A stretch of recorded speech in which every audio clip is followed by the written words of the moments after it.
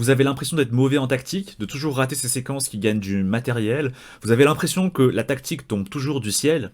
Et bah c'est probablement le signe que votre approche de la tactique n'est pas bonne. En réalité, la tactique, elle tombe jamais du ciel. À travers 3 exemples, je vais vous montrer pourquoi et qu'est-ce que vous pouvez faire pour mieux anticiper les tactiques et les voir enfin avant votre adversaire. Et c'est parti avec cette première position où Maxime Vachier-Lagrave, le numéro 2 français, a les blancs contre Archa, un grand maître indien. Mettez sur pause si vous voulez trouver la solution pour les blancs. Je vais vous montrer la tactique et ensuite vous montrer pourquoi cette tactique ne tombe pas du ciel et comment on aurait pu l'anticiper. Ici, la solution, c'est quoi? C'est tour prend D6, incroyable, très joli coup. C'est quoi l'idée? C'est que soit vous reprenez de la tour, soit vous reprenez de la dame. Regardons ce qui se passe en fonction de chaque prise. Si on prend de la dame, malheureusement il y a fou prend E5, on attaque en même temps la dame en D6 et en même temps on menace dame prend G7, échec et mat. C'est imparable, hein. Soit on perd la dame, soit on se prend échec et mat avec les noirs. Donc dame prend D6 ne fonctionne pas. Il faudrait jouer du coup tour prend D6, mais là le problème c'est quoi? C'est la même chose quasiment, fou prend E5, et en fait on menace en même temps la tour en D6, et en même temps on menace dame prend G7, échec et mat. Là on pourrait se dire, ah quel coup de chance, il y a tour prend D6 qui fonctionne. Non, pas du tout. En fait, la tactique n'est jamais le fruit du hasard. La tactique, c'est toujours le résultat de signaux faibles qui étaient déjà présents dans la position et que, le joueur qui place la tactique a réussi à repérer et à en profiter. Ici, quels sont ces signaux faibles qui étaient déjà présents dans la position avant que la tactique n'ait lieu? Il y en a deux. Le premier, c'est qu'on voit qu'ici, on a deux pièces adverses qui sont alignées sur la même diagonale. Ça, c'est un signal faible très important aux échecs et qui est souvent le signe que de la tactique va avoir lieu. Pourquoi?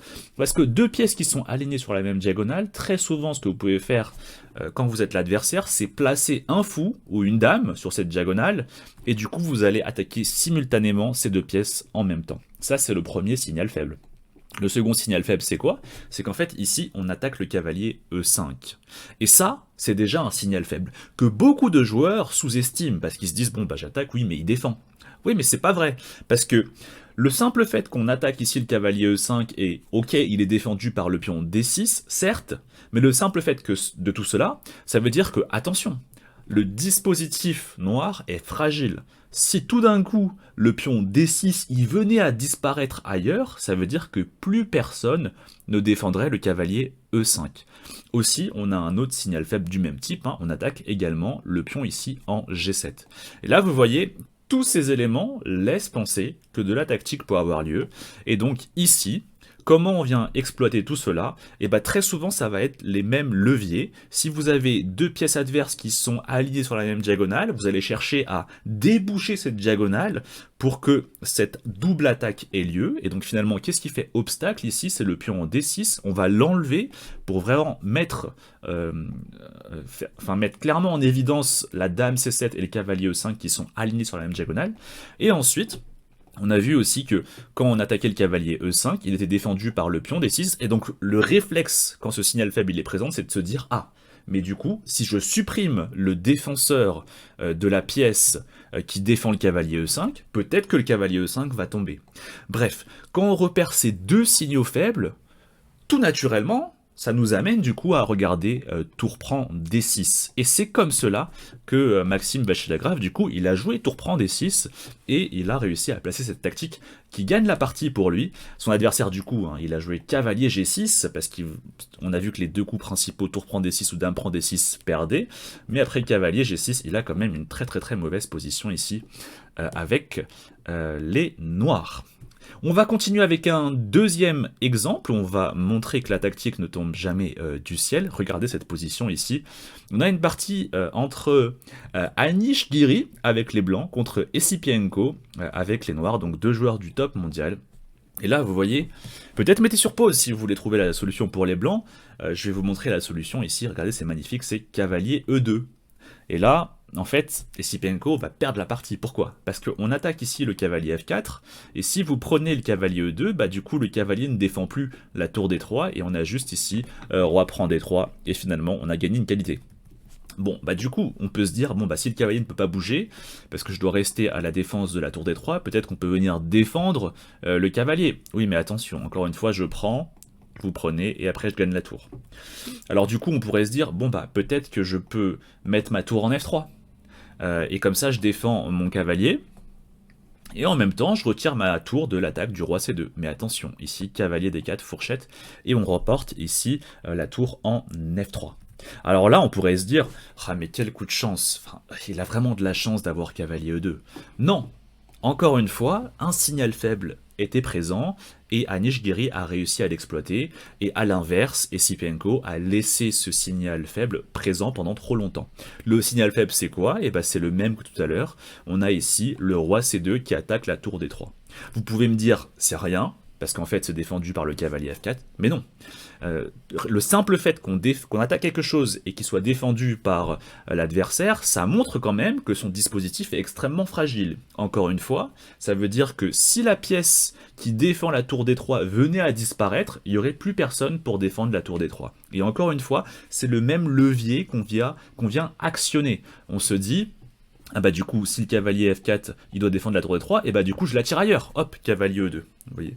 Mais si par exemple vous faites pas attention à ces petits signaux faibles qui vous disent, ah j'attaque la tour, bah peut-être que du coup cette tour, je vais essayer d'attirer ailleurs le défenseur de cette tour, et comme ça je gagnerai la tour. Bah si vous faites pas attention à ces petits signaux faibles tactiques, bah du coup vous jouez un autre coup, vous jouez par exemple tour prend G7, et puis après tour F3, et puis probablement on va tout échanger, et faire match nul, c'est probablement ce qu'a pensé Esipenko.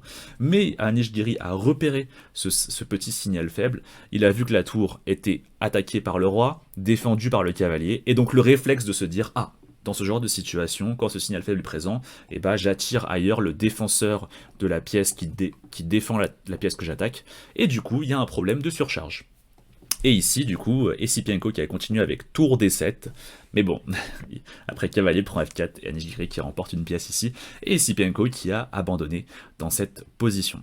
Encore une fois, un dernier exemple, ici on a cette partie entre Sarana avec les blancs contre Nakamura avec les noirs, donc Nakamura vous connaissez, un joueur du top 5, et Sarana qui est un joueur du top mondial. Et encore une fois, ici, je vais vous montrer la tactique et on pourrait se dire « Oh mais quelle chance, waouh, comment ça se fait que cette séquence elle fonctionne ?» Et après je vais vous expliquer pourquoi en fait on peut facilement repérer que cette tactique est possible. En fait ici, comment on gagne avec les blancs, peut-être mettez sur pause si vous voulez chercher, et je vous montre maintenant la solution avec les blancs. Le bon coup ici c'est cavalier prend C4, magnifique. Ici, soit on va récupérer avec la tour, soit on récupère avec le pion en D5. Si on récupère ici avec le pion, alors on enchaîne avec, pour les blancs on enchaîne avec tour prend D8. Si ici on peut soit prendre de la tour, soit prendre de la dame, si on prend de la dame, oups, attention, plus personne ne défend le fou B7, et donc on peut jouer fou prend B7. Et on récupère ici la pièce, et on a un pion de plus.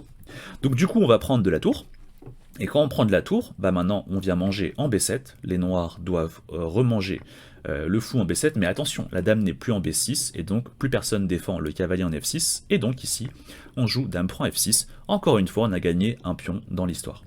Ça c'est en cas de prise avec le pion, mais vous pouvez aussi prendre de la tour. Si on prend de la tour, on fait tour prend C4, et après D prend C4, on fait tour prend D8, dame prend D8, et encore une fois, la dame est partie en D8, donc elle ne défend plus le fou en B7, et donc on peut faire fou prend B7.